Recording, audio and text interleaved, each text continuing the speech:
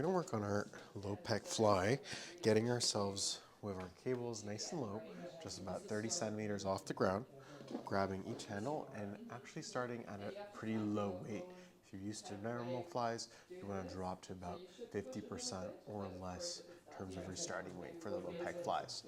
It's going to involve a lot more our shoulder blades and our upper back stability. So if you have a very hard time with this, it does mean that you need to train your upper back a little bit more.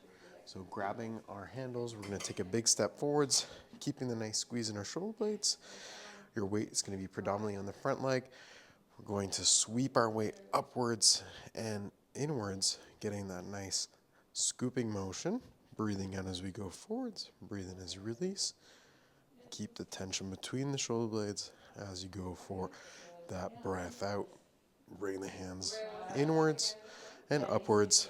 Bicep touches the rib cages and really digs inwards.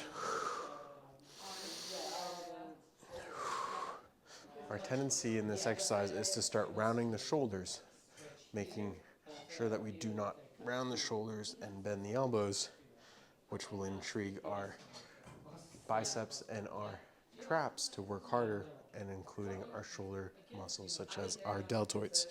So once again, keeping that nice open chest position and adjusting the weight if needed to make sure that we do not start failing at the shoulders or shoulder blades, but isolating our lower part of the chest.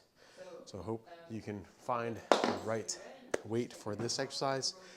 Make sure to work on your upper back. If you haven't had enough training on the upper back, you can be limiting your ability to use the chest in this one. So hope this is helpful and see you in the next video.